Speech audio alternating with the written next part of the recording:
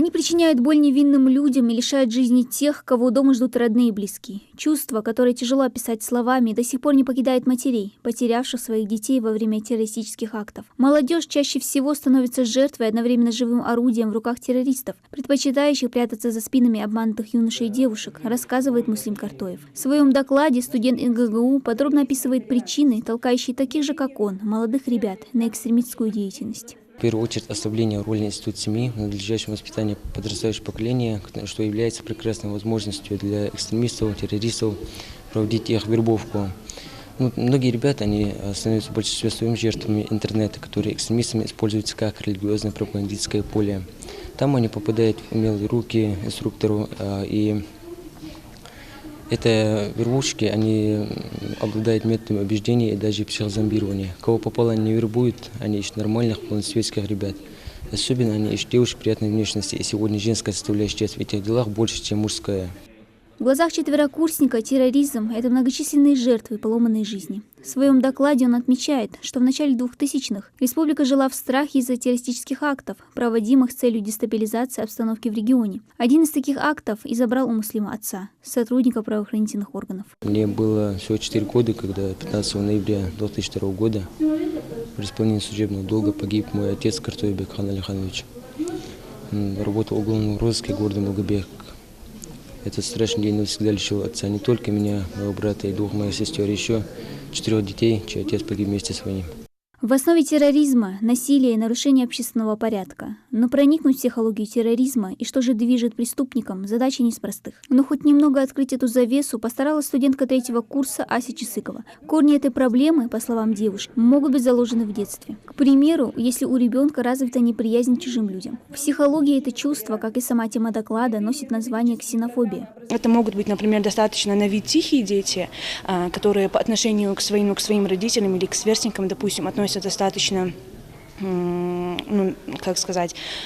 достаточно хорошо, и могут быть, уже со стороны, когда они видят людей, то они уже начинают проявлять по отношению к ним агрессию, когда на первый взгляд ты не подумаешь, что данный ребенок может каким-то не таким образом себя повести. Причина развития ксенофобии – нехватка родительского внимания и воспитания. Третьекурсница уверена, что ребенку с детства необходимо закладывать принципы толерантности и миролюбия по отношению к другим, чтобы в будущем это не привело к тяжелым последствиям. Круглый стол, посвященный противодействию молодежному экстремизму, собрал немало инициативных студентов. В своих докладах каждый из них озвучивает пути и методы противодействия чуме 21 века.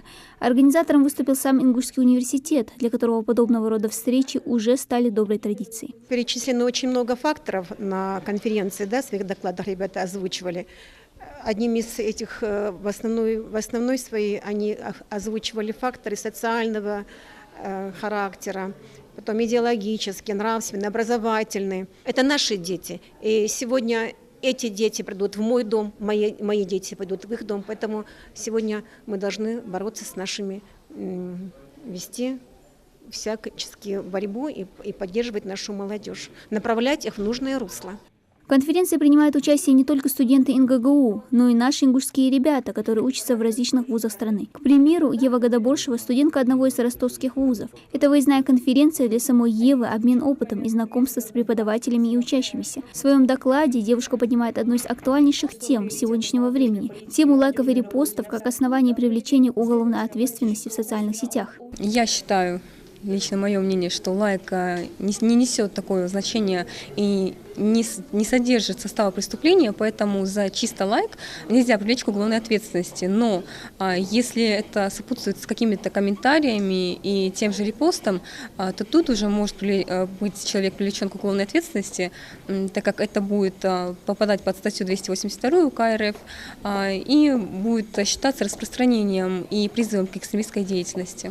Круглый стол одновременно стал дискуссионной площадкой. После каждого выступления слушатели также задают вопросы. На конференции также присутствуют представители различных ведомств и организаций, занятых профилактикой терроризма и экстремизма в нашем регионе. Они также довели до студентов информацию о способах и методах вербовки, а взамен получили много ценных советов от самих ребят. Мы сейчас на базе и среднеспециальных учебных заведений, и Ингушского государственного университета планируем создать дискуссионные площадки, на которых тема обсуждения будет формироваться непосредственно студентами. В частности, это будет и по профилактике терроризма и экстремизма, также по социальной политике и остальным направлениям. Организаторы и докладчики уверены, нельзя оправдать террористические акты, причиненный моральный и материальный ущерб, унесенные жизни, слезы и боль в глазах родных и близких убитых людей. Молодым людям важно уяснить, что за терроризмом и экстремизмом нет будущего, лишь поломанная жизнь и осуждение общества. Всегда есть время остановиться и задуматься. Дана Плиева, Хамзат Халухоев, Новости 24.